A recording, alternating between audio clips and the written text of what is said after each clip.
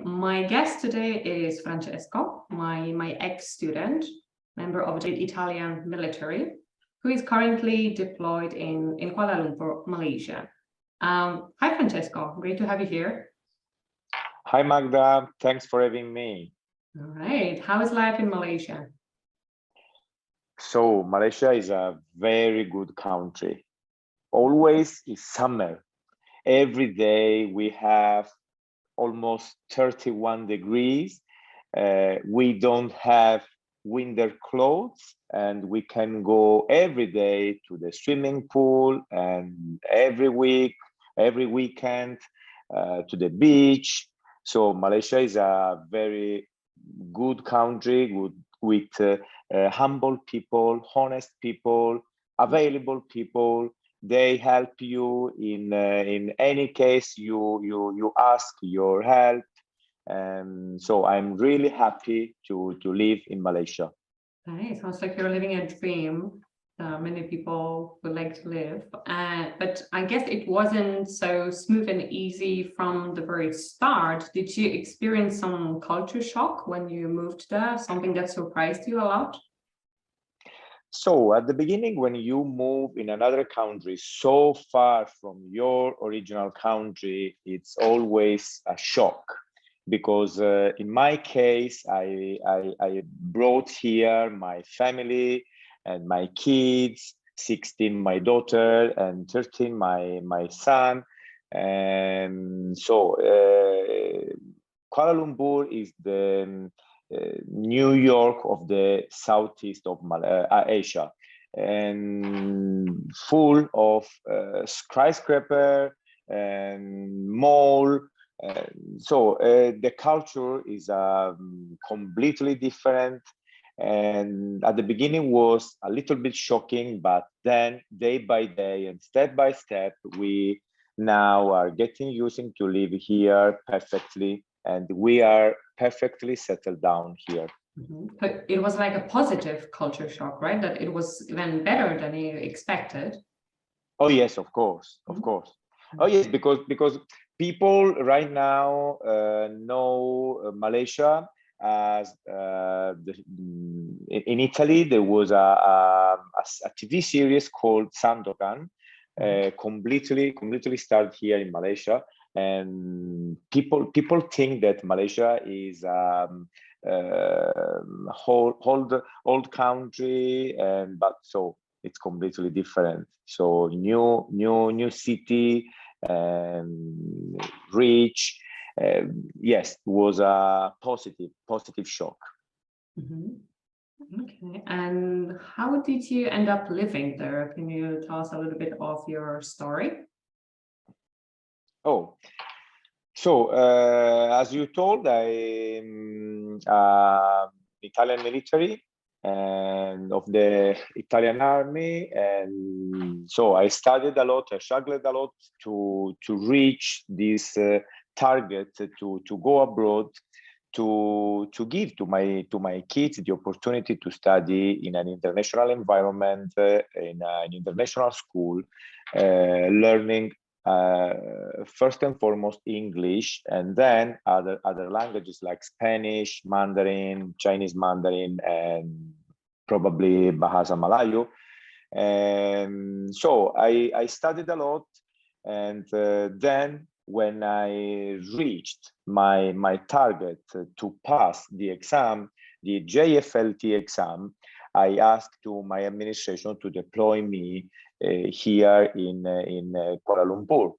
And so my dream came true, even thanks to you, because I have to say to the audience that if I am here, it's even thanks to you, because you helped me a lot. Above all, the last month before I went to do my exam, and you had a lot of patience with me. And because when I started, and you know that when I started, I was a little bit weak, in English, above all, probably in the writing part. And thanks to you, I got 2+ in my exam. So I ended up here even thanks to you. And I will never forget of you and of your help. And so when I have the opportunity to speak with the other colleagues who want to do my experience, my SEM experience, I always say that if they want to get good marks, they wanna contact you. Thank you. This means a lot to me. Thank Oh you. yeah, no, but it's the truth. It's the truth because I remember that that month, I think November 2021 and December 2021, we started to have lesson. I think at the beginning of December, and no, November 2021, and so you struggled with me a lot. Every day you gave me suggestion, you gave me help, and so this is the truth. Thank you. I wanted to ask you about your kids. How are they doing and adapting in this new situation for them? Because it must have been like a dream, but also a big challenge for them, like to go to an international school. How is their English? How are they feeling that? At the beginning, for them, was I think more shocking that for me, because they left their friends to Italy, and in Italy, unfortunately, the English program at school is not fully immersion in English because we have to study other subjects, Latin, Greek, maths, geography, and so when they arrived here, they had a little bit of difficulties because here they have to speak 8 hours per day in English. And at the beginning, my daughter told me, I don't understand anything. I don't understand anything. I was a little bit scared because if they wouldn't reach the target, the risk was to send them again back to Italy. And so I couldn't permit this kind of risk. And I called, after the school, I called another English teacher at home, and they studied a lot. Now I can say you honestly that sometimes they amend me. Right. Yes. I must ameliorate my skills every day in order to don't permit them to amend me. Because so now they speak in English 8 hours per day, and I speak when I go to my office I speak in Italian and with my colleagues, except for when I write emails to the other office English, because my primary language here is English, because when I go to the supermarket, when I go outside, when I go everywhere, I have to speak in English. Malaysian people speak in Bahasa Melayu, but they also speak in English because Malaysia is an English colony and the second language is English. So, and I continue to study many languages. When I commute, for example, to my office, I listen to a podcast in English. I listen to your some videos. I listen other podcasts in English, in French, in Spanish, because I also speak Spanish, and I started to study French. And so now they are completely settled down in that school. They really love that school, and they told me that they would stay here at least until they get the diploma. And so now I'm so proud of them. I've never had any doubt about them, about their capacity to reach that kind of target. And I know that year by year, they will become better than me. And they will speak in English almost perfectly, like a first language for them. Right. I think this is the best way to start actually thinking in English when you are learning new information in English, when you process information in English, when you not just learn English as a subject at school, but when you absorb information in English and you process it. I think this is what will allow them to truly think in English, which is wonderful. Yes. You must be really proud of them. Yeah, this is the secret, I think. When I started to study English at the beginning of my path, I always taught in Italian and then translated in English in my mind, and then translated. And so I was sluggish when I talked with you, when I talked with other people, because our brain needs to have more time to think in Italian and then translate in English. And it's a full-time job to translate from one language to another. Yes. So when I arrived here, I was a little bit scared because this was a new reality for me, and I had to start to think in English. So to be honest, when you now, while I'm talking with you, I think in English. I think to the words that I have to pronounce in English. And so for me, it's more faster and more fast. So the only thing is the Italian accent. We continue, except for my kids, because if you will have the opportunity to talk with my kids, you can hear that my daughter and my son seem like British kids. Yes, they have the capacity to absorb the accent, because at school they have people from around all over the world. They every day speak with Korean people, with Chinese, American, British. Teachers are from all over the world, and their accent seems like British and American mixed together.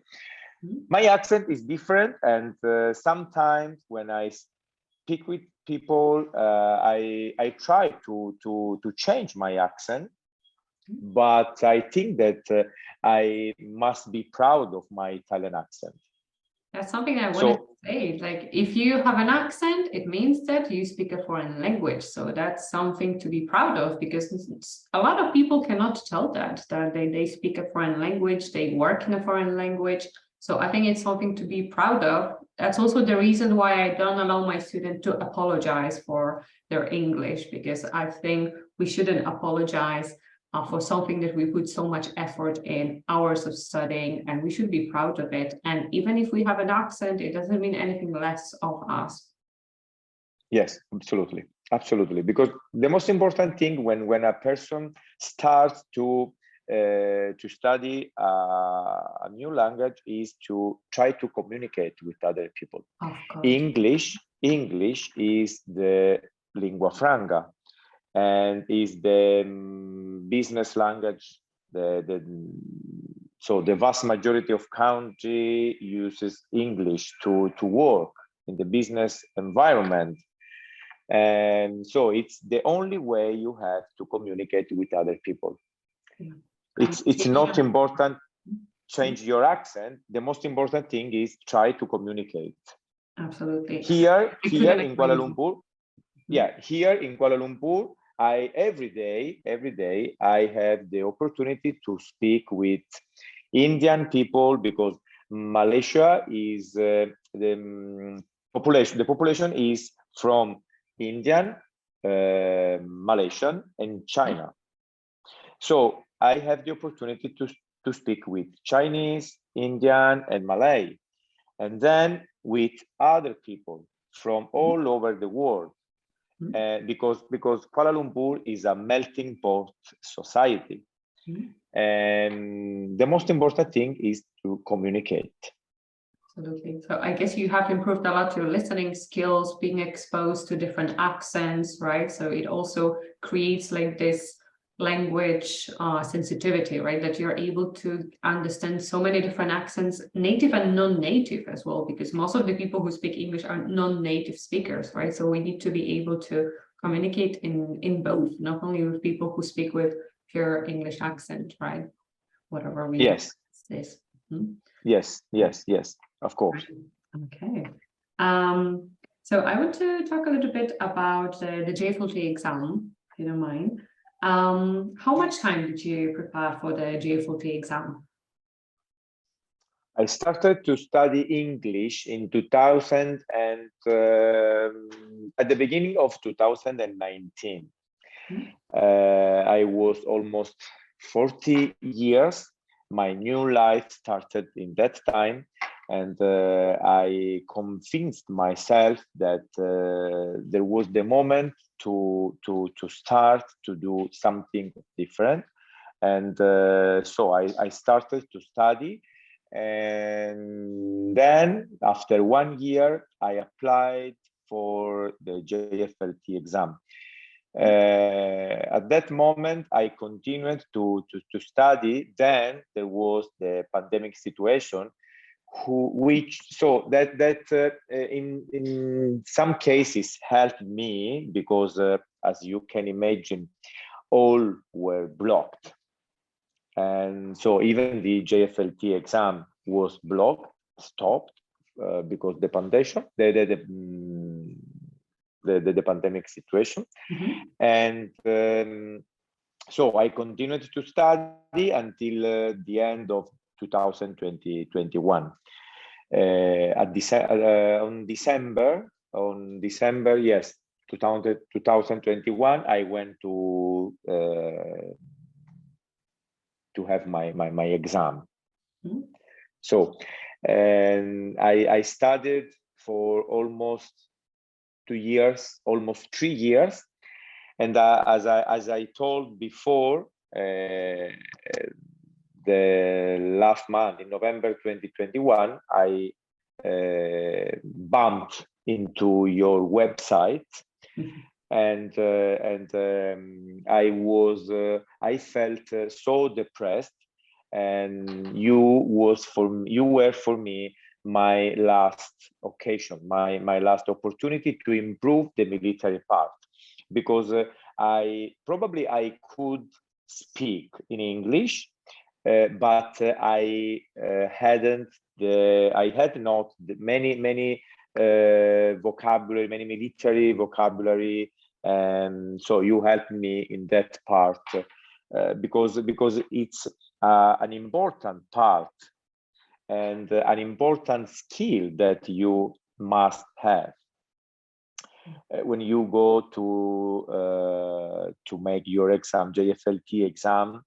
The most important thing is knowing the grammar in English, to have a bunch of vocabulary, and knowing something about military.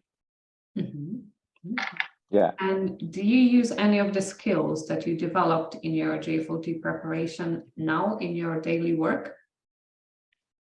Oh, yes. Yes, because I have to write messages almost every day.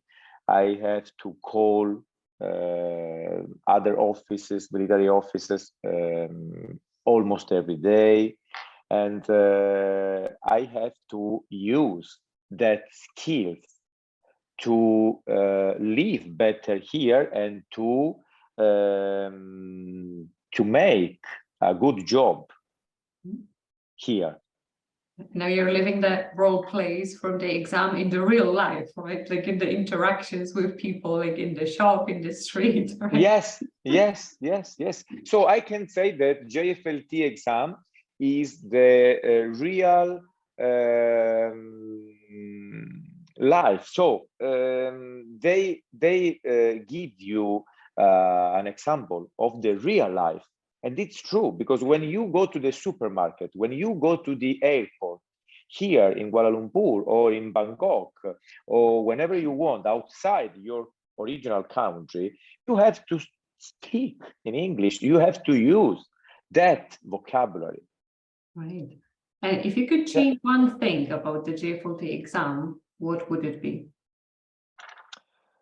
So I still don't know, because I had many opportunities to talk with other colleagues from all over the world, and Spain, for example, USA, and they told me that their JFLT exam is a little bit different because they can choose for a level.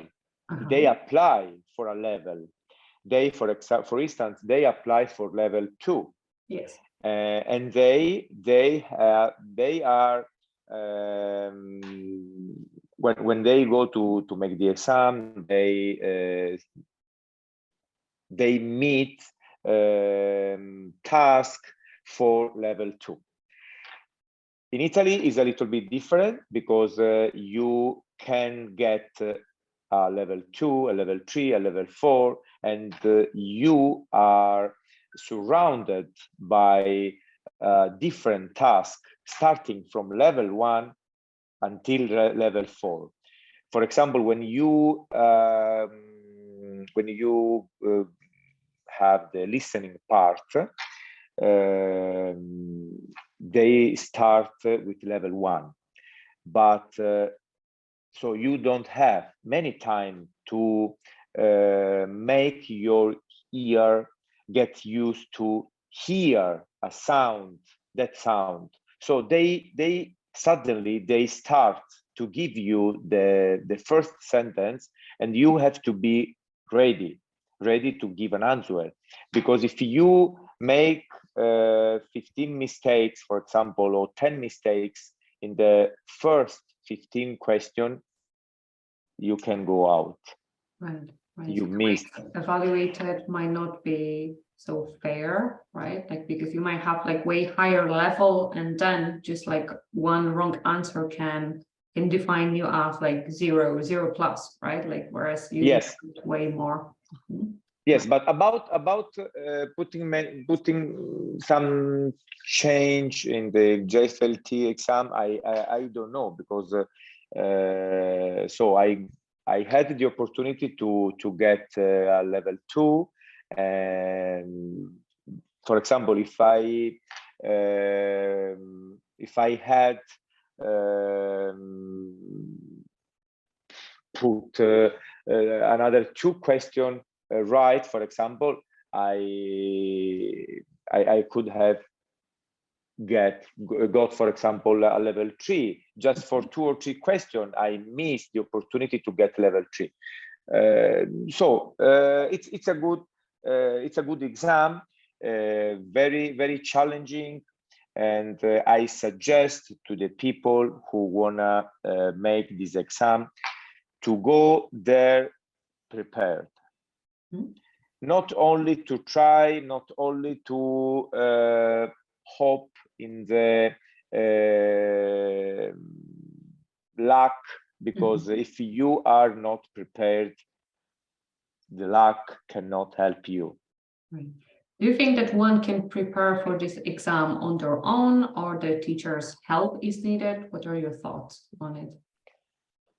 So, Magda, I am a trustworthy man. I am very honest, And I have to say that, yes, you can try to prepare by your own, but the better thing, the better choice that you can do is to be followed by another teacher, by a teacher who knows this kind of exam. I saw that there are many teachers that say you, okay, I know JFLT exam, I know I can help you, and in 2 years and a half, I met many teachers who told me, okay, I'm good for JFLT exam. But then when I started to study with them, I saw that they wasn't able to help me. And so I suggest that people can start to study by your own, but I think 2 months, 3 months before to go to make the exam, they must be asked help to a teacher. Right. This can give them a lot of more confidence, right? Like the day of the exam, right? Exactly. Yes. Yes, but you are an example, because you helped me with the writing part, and you helped me to improve and to build my military vocabulary. Even though I am a military, I didn't know so many military words. So I remember that you suggested me to buy a book, and that book now is with me in Kuala Lumpur. And so I always suggest to the other people to ask help to a teacher, but a teacher who knows this kind of subject. Otherwise, exam specifics, right? Yes, specific. Otherwise, it's better to continue to study by your own, by their own. Yeah. You know what they say, new level, new devil. So as you used to have some struggles when you were starting and when you're preparing for the JFLT exam, but what are some of the challenges related to English that you have right now? Did they change a lot, or are they similar? So passing the JFLT exam, it's not so doesn't give you the certified that you are an English speaker. When you pass the JFLT exam, you have a military person has the opportunity to go abroad and to work abroad. But when you start to study a new language, you must continue to study every day, because here I meet every day a new challenge. So my daughter wants to academic ballet, and I have to speak with that teacher. I must know that kind of vocabulary. They want to school. They go to school, okay. During the parent-teacher conference, I must know many vocabulary related with that subject. Okay.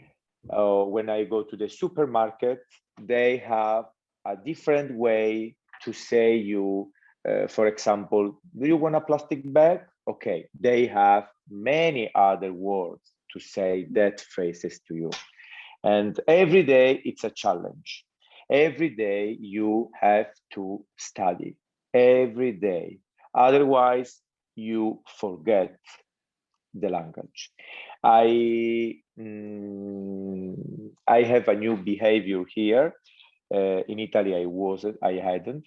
And for example, I go to the supermarket and I buy almost every day a newspaper, the New York Times. Wow. So New York Times is a cool habit to have.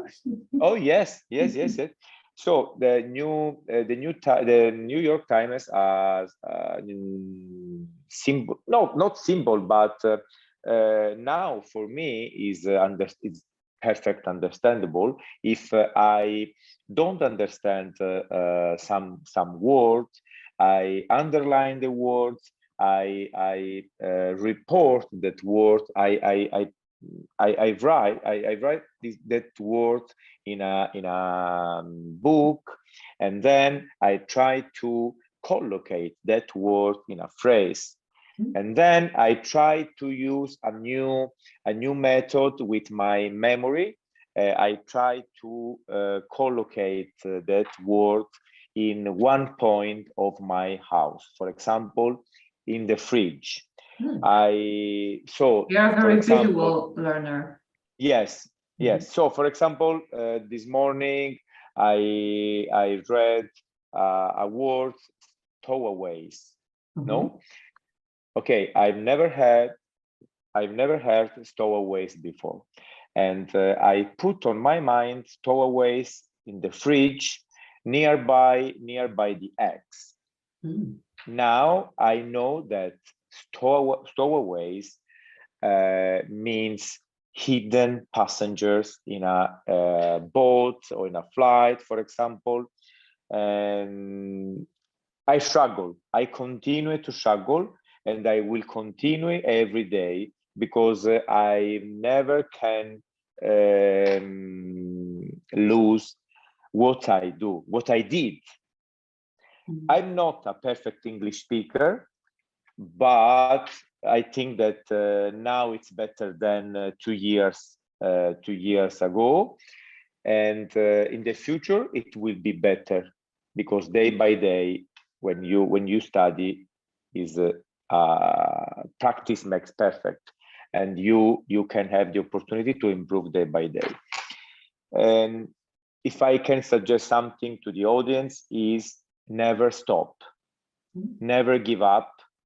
At the beginning can be struggling, can be challenging, and but then if they continue to make mistakes with a teacher, for example, like you, and have the opportunity to be amended, they can improve. And another important thing is when they start to study with a teacher, they should start to speak.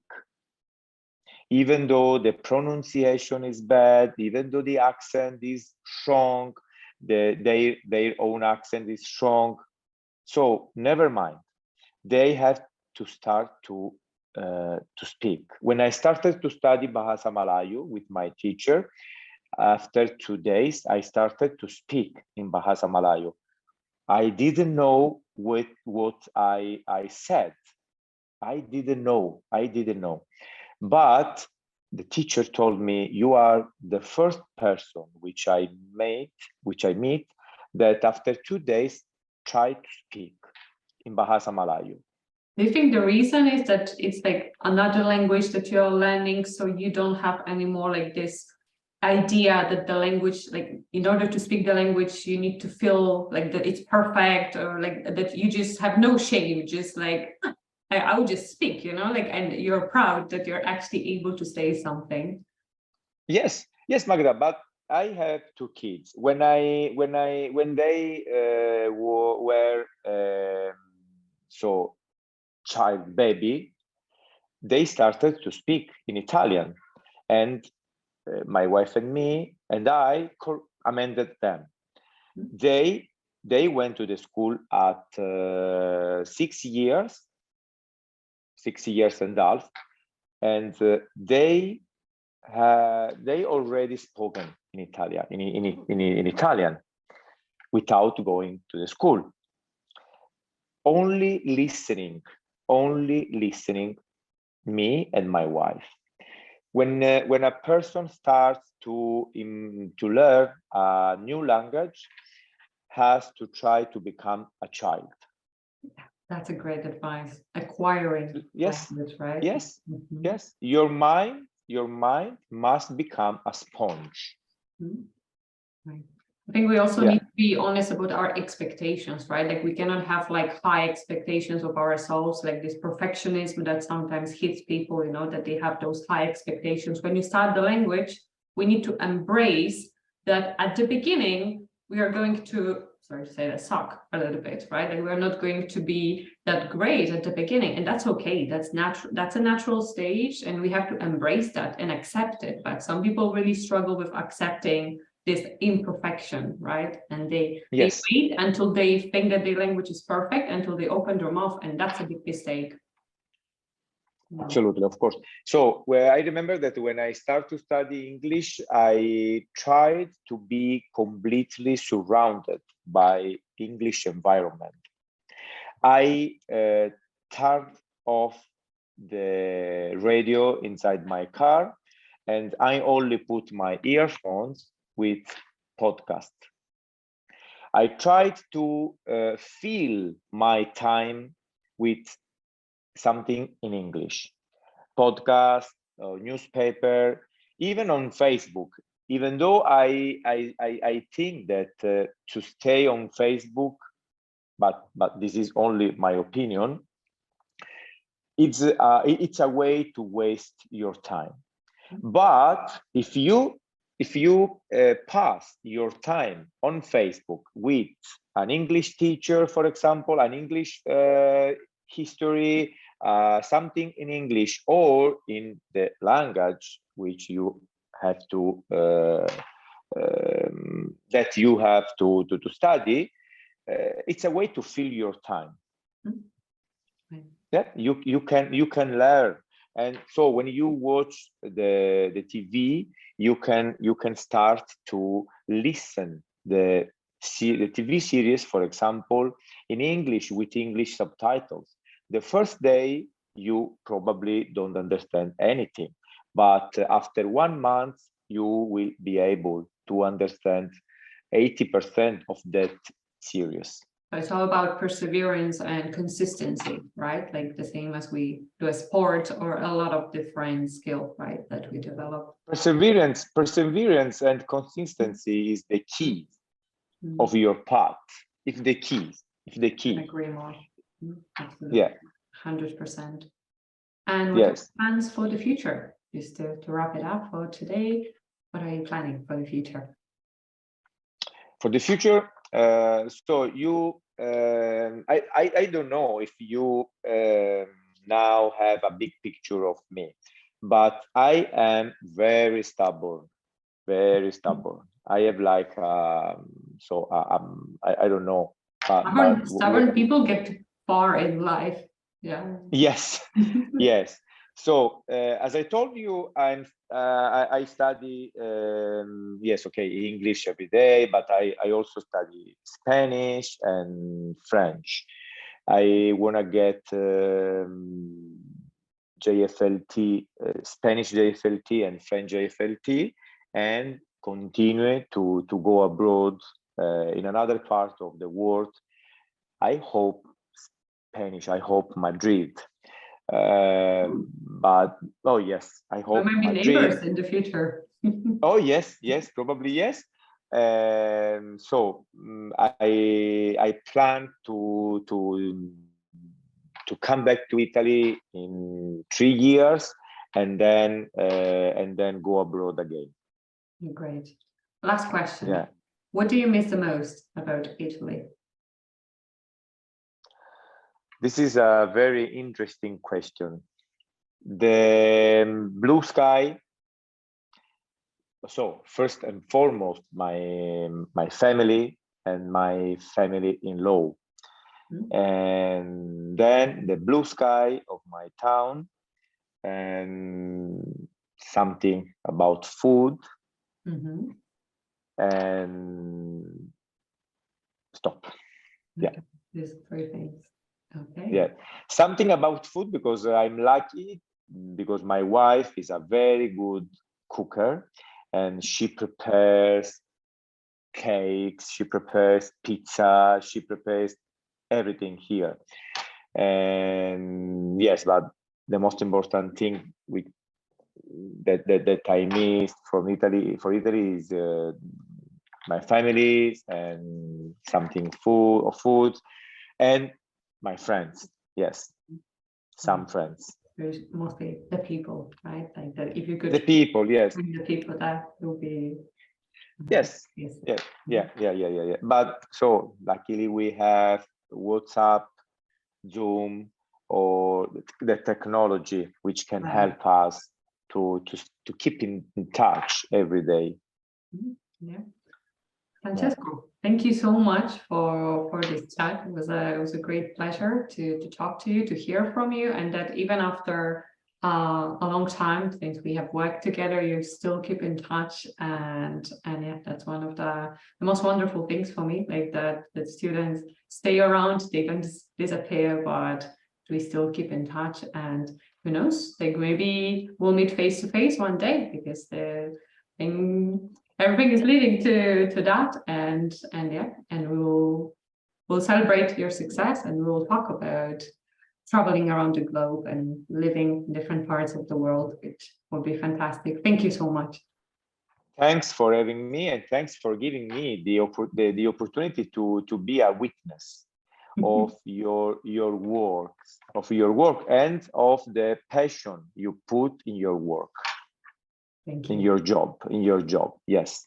Thank you. All the best for you. And yeah, sending hugs far to Malaysia. Oh yes. I wait here for you. You will be my guest here. Thank you. Thank you, Francesco.